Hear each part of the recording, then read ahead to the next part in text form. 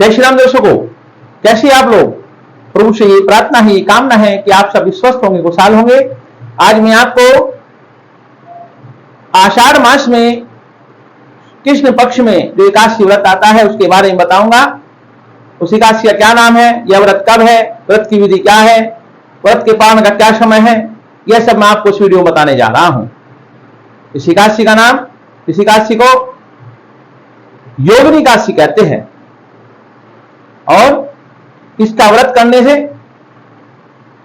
88,000 ब्राह्मणों को भोजन कराने के समकक्ष बराबर आपको पुण्य प्राप्त होता है। अगर आप पूर्व जन्म में कोई आपने पाप कर्म किए हो और यह व्रत करोगे तो आपको उनसे मुक्ति मिलेगी। यह व्रत कब है?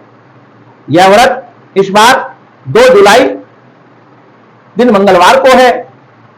इस दिन आपको यह व्रत रखना है, करना है। दशमी के दिन यानी कि 1 जुलाई दिन सोमवार से ही आप अपराह्न से ही, दोपहर से ही, जैसे आप बड़ा दिन होता है तो आप 3 बजे तक भी आप भोजन कर सकते हो। सायंकाल में दंत शोधन यानी कि टूथब्रश वगैरह करके रात्रि में फलाहार या दूध लेकर ही आप विश्राम करें और एकादशी के दिन प्रातःकाल हो सके तो आप ब्रह्म मुहूर्त में उठें। ब्रह्म मुहूर्त में उठकर आप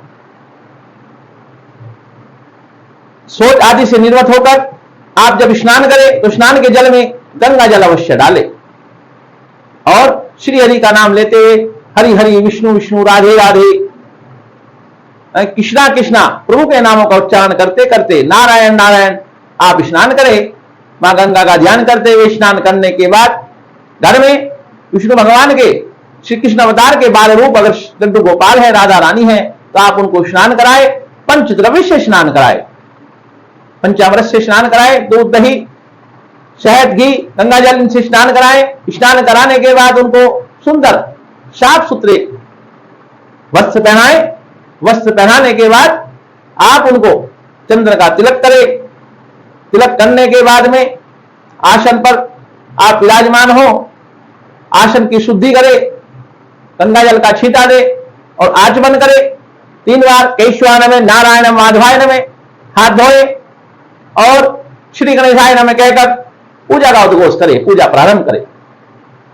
हाथ में थोड़े सफेद तिल, कुछ दक्षिणा, थोड़ा गंगा जल रखकर अपने नाम का, अपने गोत्र का, इस स्थान का उच्चारण करते हुए कि मैं मेरा ये नाम है, मैं इस गोत्र का बालक हूं, बालिका हूं, वधु हूं कहकर आप इस स्थान से जहां भी आप हो, मैं आज योगिनी एकादशी का यथाशक्ति भक्ति मैं व्रत करना चाह रही हूं या चाह रहा हूं। अगर आप यह व्रत किसी को अर्पण करना चाहते हैं तो उसका नाम अवश्य ले और आप यह कहकर संकल्प लेकर आप श्री हरि के चरणों में वह दक्षिणा और तिल अर्पण कर देवे। उसके बाद में आप कथा का पठन करें, कथा का श्रवण करें। उसके बाद में प्रभु की आरती करें और पूरा दिन नियम आप सभी को पता ही है, ब्रह्मचर्य का पालन करें, दूसरों की निंदा ना करे, झूठ ना बोले और रात्रि काल में यथाशक्ति यथाभक्ति आप कीर्तन करें। अगले दिन आपको उसका पालन करना है। पालन करने की विधि आपकी यही है, आप सुबह उठे, स्नान करें, स्नान करने के बाद प्रभु को फिर स्नान कराए, उनको आसन पर विराजमान करें। विराजमान करने के बाद में आप जो आपने व्रत किया उस व्रत का फल आप भगवान के अर्पण कर देवे, चरणों में अर्पण कर देवे। उसके बाद में भोजन बनाए, चावल बनाए और चावल बनाकर उन चावल को आप गौग्रास निकाले, श्वान कुत्ते का निकाले, काक पक्षियों का निकाले, चींटियों का निकाले, हो सके किसी ब्राह्मण को बुलाकर आप उनको भोजन कराए। अन्यथा आप उसकी कच्चे भोजन की सामग्री किसी ब्राह्मण के घर भिजवाए, साथ में दक्षिणा अवश्य दे और उसके बाद में स्वयं आप चावल ग्रहण करके व्रत का पालन करें।